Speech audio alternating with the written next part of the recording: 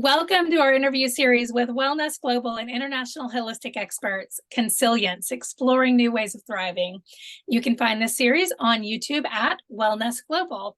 I'm Valarie Angle Roberts, your hostess today, and our intention is to empower you, our audience, with tools and wisdom and resources to assist you in your journey of thriving in life. So whether that means peace of mind, satisfaction, success, or surprise, we'd like to be your source of connection. And so today, I'm thrilled to introduce you to my new friend, Lindsey Maza, founder of the Self-Love Knowing, where she helps professional women thrive in their careers by embodying true self-love. And I'm going to welcome her and let her tell you a little bit more about what she does. So welcome today, Lindsey. Thank you for being here. Thanks for having me. My pleasure. I've been looking forward to talking to you, and we've had to postpone a little bit on my account. And so, yeah, I've really been, perusing your offerings and what you do, and really connected with your story. But why don't you just go ahead and let everyone know a little bit about who you are and what you do, and maybe some of your backstory into how you got into it. Yeah, so I am a certified self-love coach, leadership coach, and Reiki master, but that's not what I started out as. I worked in the fashion industry for 14 years. It's what I majored in college. I moved from Iowa out to LA with no job, no friends, no nothing, just to work in the fashion industry. And it was really great. And I, rose to the top really quick, and I learned so much. And on the other side of the coin, I unfortunately, also worked for very toxic employers, and I became a toxic individual myself through osmosis and trickle down leadership. So I got really burnt out. And when the pandemic hit, I just kind of realized that I don't, want to go back to the fashion industry, and I needed to heal from everything that I had been through. It was very traumatic for me. And that's where I found the self-love course and the self-love certification. And through, that was a 6-month program. And through going through that program I had to go through it myself. That was one of her requirements. We had anything that we teach other people, we had to go through. And after I finished that, I just realized there's such a gap in the workplace for self-love. It's not, in leadership courses and anything that you learn to build your skills, you're not learning to love yourself. And I think that's such an important foundation to not just being a good leader or in the workplace, but as a human being. So that's kind of the long story short version, but yeah, that's how I got to where I am today. Very cool. Yeah. So I have that commonality with you, and that I just kind of, it took me much longer because I was, I guess, much more, ingrained in the, you started this, you need to finish it. You've got to go all the way through to retirement or whatever. Mm-hmm. But like you, I also eventually just, bailed from a toxic situation. So I totally feel that. And I think, a lot of people resonate with that because they recognize that they're either fully enveloped in a toxic work environment that may not really be their perfect fit anyway, but that they don't necessarily know how to get out of it or how to make it a better situation. I like what you said about the trickle down leadership, because I've observed that many times myself. So talk a little bit about your leadership program and how that differs. So what I'm thinking of is seeing, you go into an environment and you see that the staff or employees or whatever, they just start kind of mimicking the leadership style of the leader. So if the leader's insecure or mean or condescending or whatever their toxic traits are, people start to kind of replicate that. Talk about your leadership program and how you work with people to help them through that. Yeah. So the basis of my leadership program is when you're the leader, you're like the model, right? I call it the energetic set point. You're the energetic set point of your team. So who you are is how you lead. So we kind of go through a system that I call layers to leadership. And we work on, emotional intelligence and stress management, which kind of helps you keep that person at bay. That's the first thing we work on. We also really work on self-worth and authenticity and who you are and what your values are. And I think that is so important because that's something you can always go back to.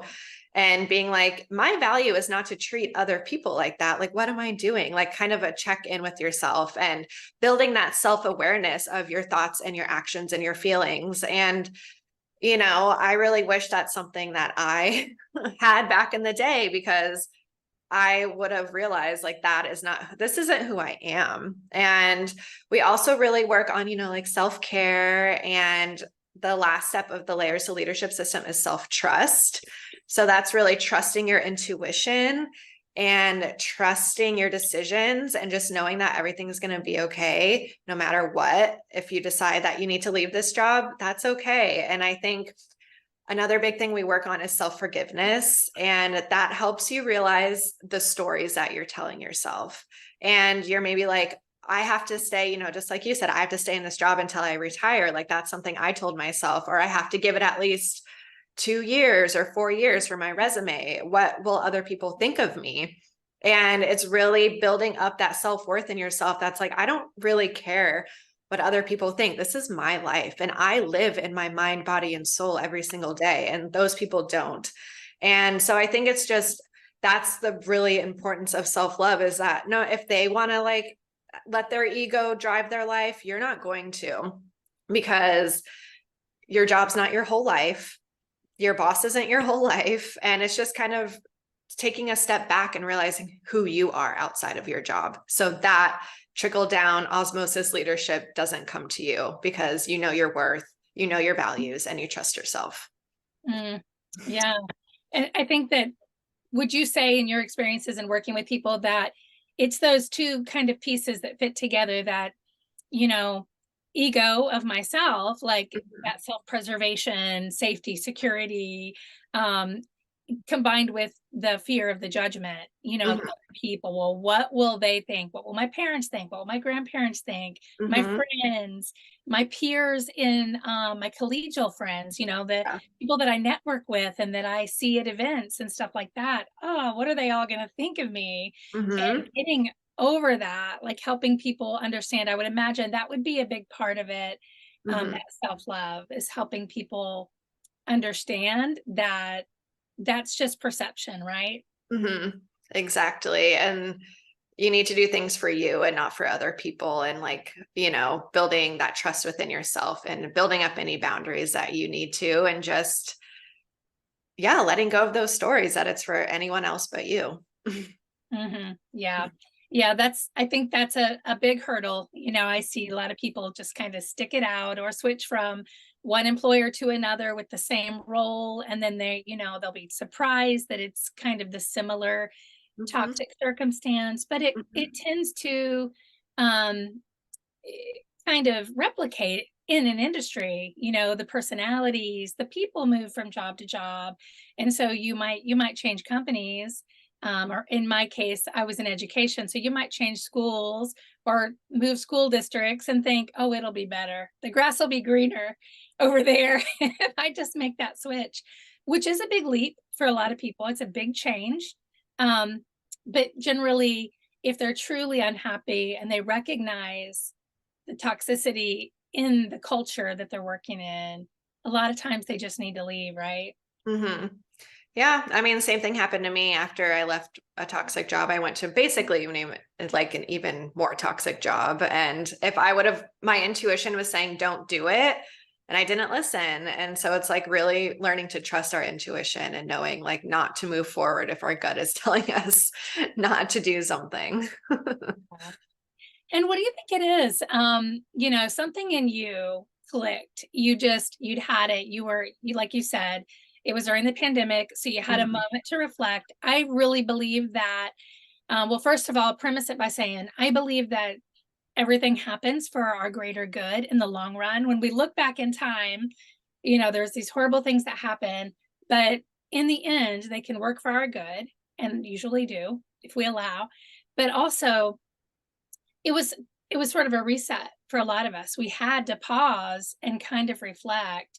mhm, Not everybody did what you did. Not everybody took the step and said, you know what?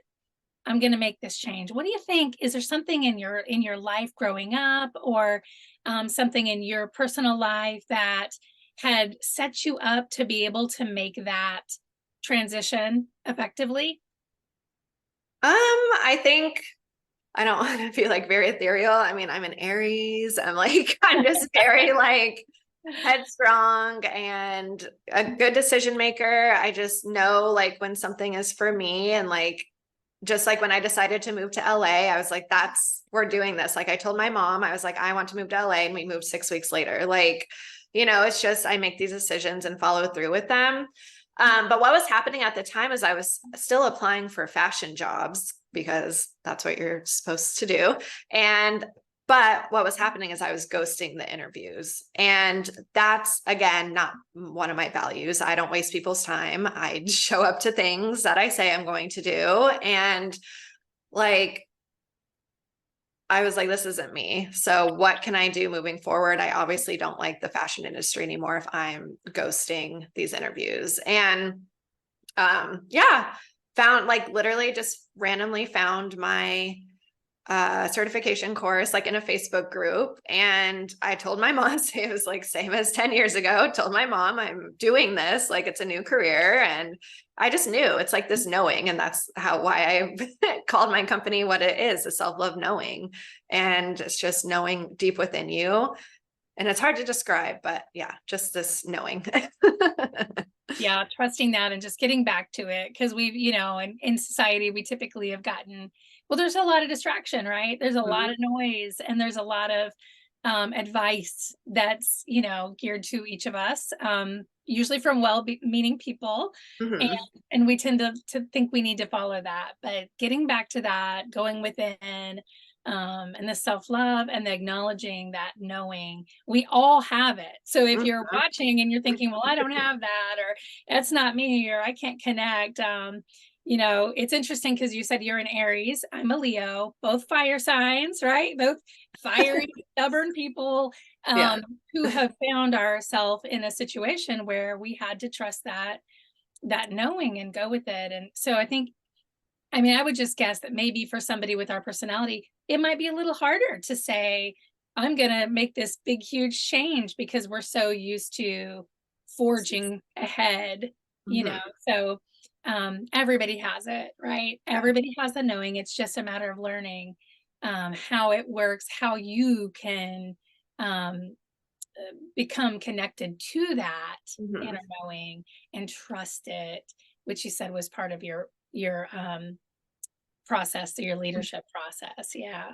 So what else do you have going on? You do one-on-one coaching, you're a Mhm. Reiki practitioner, Mhm. courses. And I was telling you, I'm definitely going to look into your cycle syncing guide, because we were talking about personal stuff before we jumped on.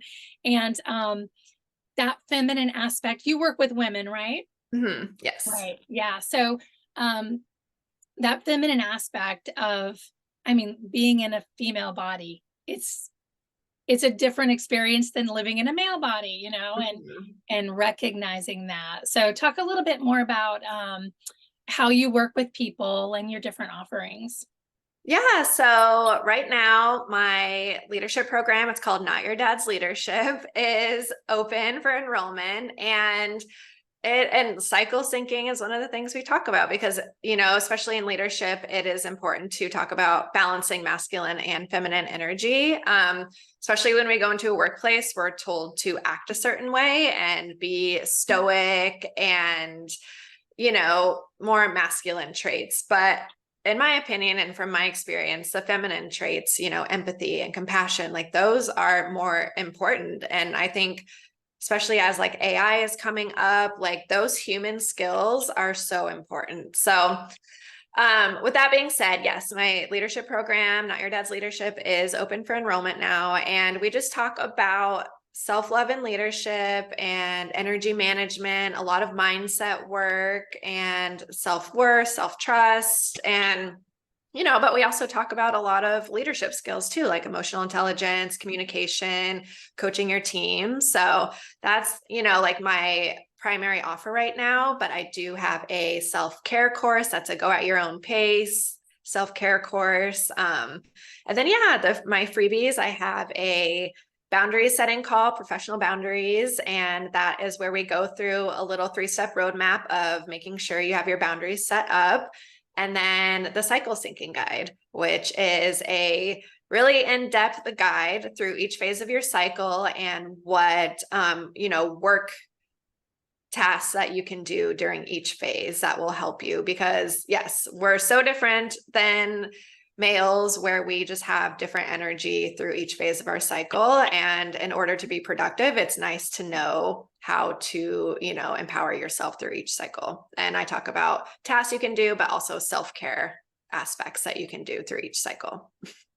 Nice. Beautiful. I love that so much. As I get older, I wish, I had spent more time and focus on honing that earlier in my life. But it's never too late, because we're always women. So like it's pertinent and it matters, and it really does impact your, not just your productivity, which it does, but also just your satisfaction in life. And, just being okay with where you're at in that part of your life, right? In your cycle.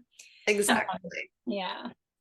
So, I'm thinking of a lot of women that I know, that I talk with regularly here in my community and online, who are in those situations where, they're kind of one foot in both things, like, feel like I'm stuck in my work. I might want to make a change, but I'm not sure. Your course sounds like a great opportunity for people to really kind of go deep and get into all of that. And even if you don't know, it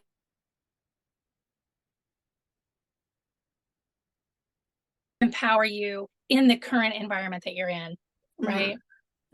Exactly. So you can, use it for where you're at now and determine, maybe you do want to stay where you're at and make the best of that situation. Or maybe, like Lindsey or myself, you've got this dream that's stewing, and inside your heart, you're saying yes to it. But on the outside, you're like, not practical, not pragmatic. I'm not going to do it.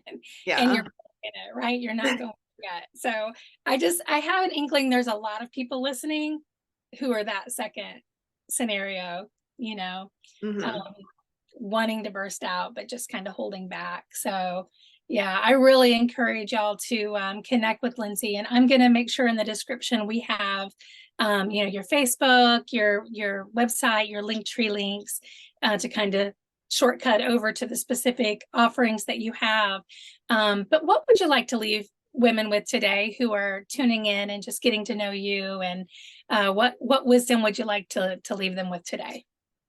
That self-love is the foundation of everything you do, and it's so important, and it radiates out to everyone in your life. And especially just from my work, like I've had, friends, family, past coworkers reach out to me and saying like the work that I'm doing inspired them to change their lives too. So just by becoming, loving yourself, it just radiates out to everyone. And it's so important. And that's why I put it in leadership and into the workplace. So yeah, love yourself. I know it sounds so cliche, right? Ladies, it's not just getting a pedicure every 2 weeks. That's not enough. Yeah, exactly. It's so much deeper.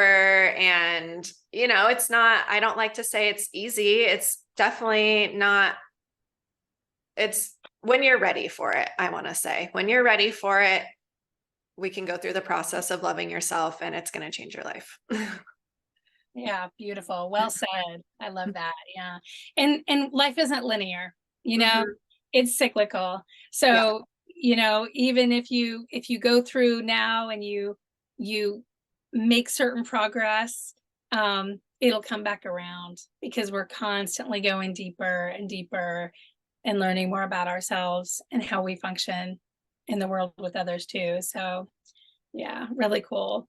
Well, thank you so much, Lindsey, for taking time to spend with us today and letting me introduce you to, our viewers and our community. And I look forward to keeping an eye on what you've got going on and tapping into some of your resources myself, and just getting to know you better. So thank you for spending some time with us today. Yes, thank you for having me. Absolutely.